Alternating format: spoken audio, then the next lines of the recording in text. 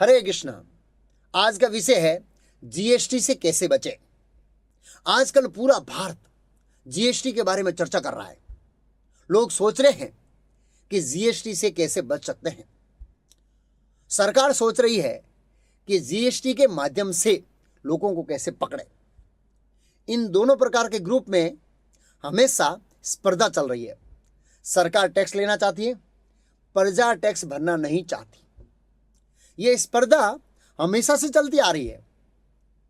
प्रजा सरकार से असंतुष्ट रहती है और सरकार प्रजा से असंतुष्ट रहती है। आखिर ऐसा क्यों होता है? ऐसा इसलिए होता है कि दोनों पार्टियों को इंद्रिय भोग करना है। सरकार सोचती है कि प्रजा बहुत पैसा कमाकर इकट्ठा कर रही है, इसलिए सरकार का प्रजा पर विश्वास नहीं है। दूसरी ओर प्रजा को सरकार पर विश्वास नहीं है। व्यक्ति को संशय है कि मैं जो टैक्स भरूंगा, यह टैक्स नेता लोग मेरे पैसों से मौज मजा करेंगे, क्योंकि हम नियमित रूप से कौभांड के समाचार सुनते हैं। इसलिए प्रजा को संशय है कि सरकार उनका पैसा समाज के कल्याण कार्य में लगाएगी या नहीं लगाएगी। इसलिए प्रजा टैक्स भरना नहीं चाहती। इन दोनों जो ग्रुप है, इनकी स्पर्धा का दूसरा कारण है कि दोनों के पास कोई आधारभूत लक्ष्य नहीं है। न तो नेताओं के पास जीवन का लक्ष्य है और न प्रजा के पास जीवन का लक्ष्य है।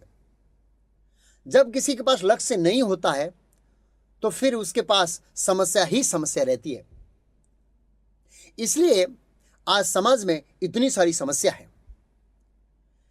जैसे कोई विमान को बिना लक्ष्य के उड़ान भरता है तो संकट में पड़ जाता है, ऐसे ही आजकल के नेता और जनता दोनों बिना लक्ष्य की दौड़ रही है।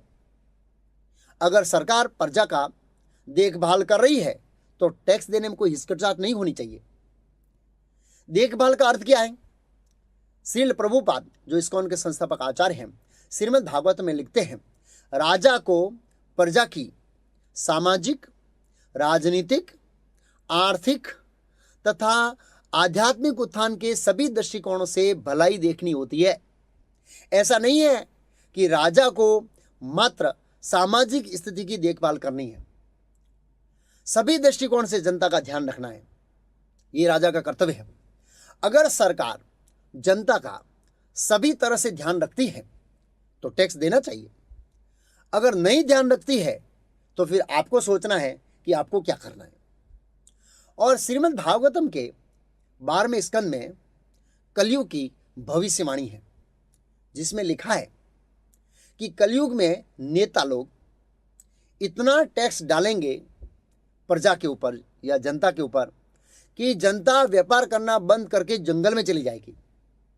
और हम देख रहे हैं दिन प्रतिदिन टैक्स बढ़ रहा है और हम सरकार का विरोध नहीं कर सकते, वो हमारी स्थिति नहीं है। और न ही हम सरकार को बदल सकते हैं, वही हमारे पास पावर नहीं है। तो हमारे पास इस टैक्स से बचने का क्या रास्ता है? ऐसा कौन सा रास्ता है जिससे हम बच सकते हैं? बहुत ही सरल और एक ही रास्ता है, दूसरा कोई रास्ता नहीं है, जिसमें आपको एक भी पैसा टैक्स भरने की जरूरत नहीं है। वो है फार्म कम्युनिटी। हमारे पास एक ऐसी कम्युनिटी है जहां पर कैशलेस सिस्टम है। मैं आधुनिक कैशलेस की बात नहीं कर रहा हूं, मैं वैदिक कैशलेस की बात कर रहा हूं, जहां पर रुपये का लेन देन नहीं होता है और टैक्स उनको भरना पड़ता है जो रुपयों का लेन देन करते हैं। आपको प्रश्न हो सकता है कि यह कैसे संभव है कि बिना रुपये के लेन देन के जीवन जी सकते हैं? आपको यह प्रश्न हो सकता है।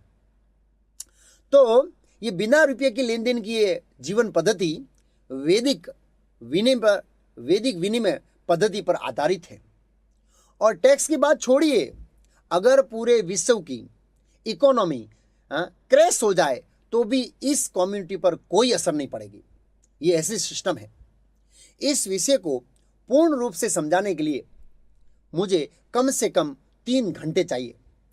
इसलिए अगर आप इस विषय में ज़्यादा जानना चाहते हैं तो मैं आपसे अनुरोध करूंगा कि www.facebook.com नंदग्राम पर विजिट कीजिए और ज़्यादा जानकारी प्राप्त कीजिए।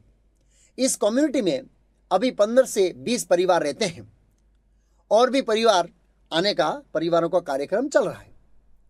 इसमें गुरुकुल है जिसमें 50 बच्चे हैं और गौशाला भी है।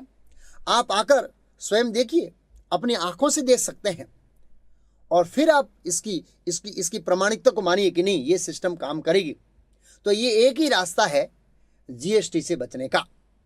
हरे कृष्णा।